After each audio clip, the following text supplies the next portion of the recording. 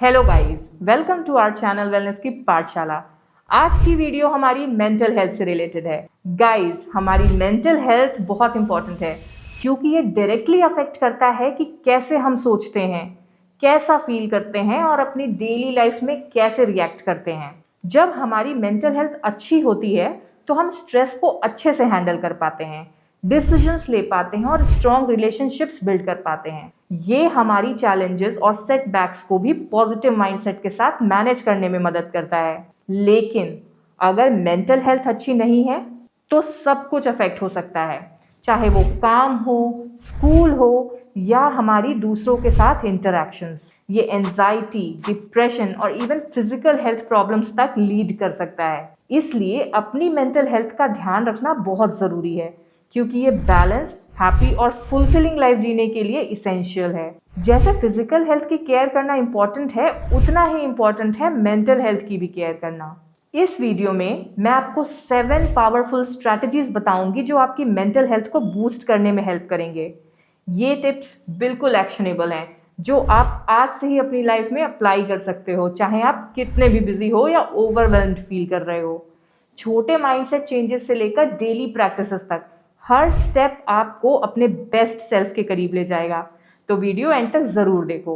Number 1, speak up with in 24 to 48 hours. सबसे पहले let's talk about something very important. अगर कुछ आपको बॉदर करता है ना, छोटी से छोटी बात भी हो, कोई कमेंट या कोई इंसिडेंट हो जो आपको डिस्टर्ब कर रहा हो, मतलब अगर कुछ आपको डिस्टर्ब कर रहा है तो उस फीलिंग को 24 to 48 आवर्स के अंदर एक्सप्रेस करना ज़रूरी है। नहीं तो जो फीलिंग आपके अंदर चल रही होती है ना, वो आपके मेंटल और इमोशनल एनर्जी को कंज्यूम करती है। बहुत लोग, मैं भी उनमें से एक थी, बस चुप रहते हैं सोच करके ठीक है टाइम के साथ भूल जाऊंगी, पर ये नहीं होता। अगर आपने फीलिंग्स को एक्सप्रेस नहीं किया तो वो एनर्जी अंदर ही रहती है और वो छोटी सी बात एक दिन बड़े इशू में कन्वर्ट हो सकती है। जैसे रिलेशनशिप्स में होता है, छोटी छोटी बातें हम टॉलरेट करते रहते हैं, फिर एक दिन वो छोटी बात एक बड़ा एक्सप्लोजन बन जाती है। So speak up before it turns into resentment. Number 2, express your feelings safely. This point is related to number 1। आपको अपने इमोशंस को सेफली एक्सप्रेस करना सीखना होगा। हमारे अंदर जो फीलिंग्स होती हैं ना, वो बहुत वाइड रेंज में होती हैं। हम खुद को कभी कभी ये समझाने की कोशिश करते हैं कि हमें सिर्फ पॉजिटिव इमोशंस दिखाने चाहिए, जैसे हैप्पीनेस और जॉय, लेकिन ये बात नहीं है। अगर आपको गुस्सा आ रहा है तो उसे बाहर निकालो। अगर आपको सैड फील हो रहा है तो उसे एक्सप्रेस करो। आपको फ्रस्ट्रेशन हो तो वो भी बाहर निकालो। ये ज़रूरी नहीं है कि आप अपने गुस्से को सामने वाले पे निकालें, पर आप अपने गुस्से को हेल्दी वेज में एक्सप्रेस कर सकते हो। कई बार बस अपने आप को स्पेस देना और क्वाइटली अपने इमोशंस को फील करना बहुत ज़रूरी होता है। अगर आपको गुस्सा आ रहा है, पिलो के साथ अपने बेड को मारो, चिल। गुस्सा हो तो स्क्रीम करना है तो स्क्रीम करो। हर फीलिंग को एक्सप्रेस करो क्योंकि अनएक्सप्रेस्ड इमोशंस अपने आप को फिजिकल मेंटल हेल्थ प्रॉब्लम्स में कन्वर्ट कर लेते हैं। Number 3, ask for help. हम लोग ये सोच करके मुझे सब कुछ अपने आप हैंडल करना है, अपनी ज़िंदगी में स्ट्रेस ले आते हैं।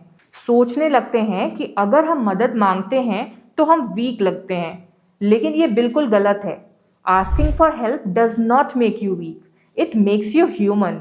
आपने देखा है ना, जब आपके ऊपर बहुत सारी छोटी छोटी चीज़ें गिरती हैं, वो बहुत वेट फील होता है। अगर आप अपनी स्ट्रगल्स के बारे में किसी से बात करते हो तो दूसरे लोग आपकी मदद कर सकते हैं।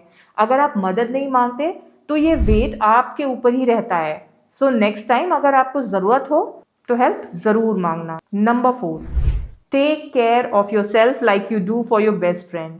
अपने आप को अपने बेस्ट फ्रेंड की तरह ट्रीट करो। सोचो कि जब आप अपने बेस्ट फ्रेंड की केयर करते हो तो आप उनके लिए क्या करते हो। आप उनको केयर देने के लिए हर चीज़ करोगे, तो अपने लिए भी उतना ही केयर करना ज़रूरी है। आप अपने बेस्ट फ्रेंड के लिए जो भी करोगे वही अपने लिए भी करो। खुद से प्यार करना, खुद का ख्याल रखना ज़रूरी है। अगर आप अपने आप को इग्नोर करोगे ना, तो आप अपने रिलेशनशिप में भी प्रॉपर्ली इंटरैक्ट नहीं कर पाओगे। Self care is not selfish, it's necessary. Number 5, stop trying to escape pain. अगर आप कोई पेन फील कर रहे हो तो उसको ब्रश ऑफ करने का अटेम्प्ट मत करना। It's important to feel that pain because only through pain you learn and grow. Pain एक सिग्नल होता है जो आपको अपने आप से बात करने का मौका देता है। अगर आप पेन को इग्नोर करोगे वो और बड़ा हो जाएगा। जैसे आप एक वाटर बॉटल को अपने हाथ में लंबे समय तक रखोगे तो वो धीरे धीरे बहुत हैवी हो जाएगी। सो पेन को फोकस करो, उसे समझने की कोशिश करो। That is the only way to heal. Number 6, create space for silence. ये बहुत इंपॉर्टेंट है। हमारे आसपास बहुत सारी चीज़ें चल रही होती हैं, noise, distractions, social media, everything. आपके ब्रेन को टाइम चाहिए होता है ताकि वो सब कुछ प्रोसेस कर सके।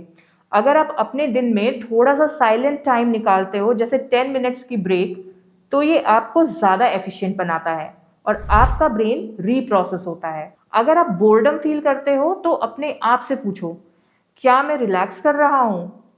साइलेंस को बोर्डम मत समझो, उसे रिलैक्सेशन समझो।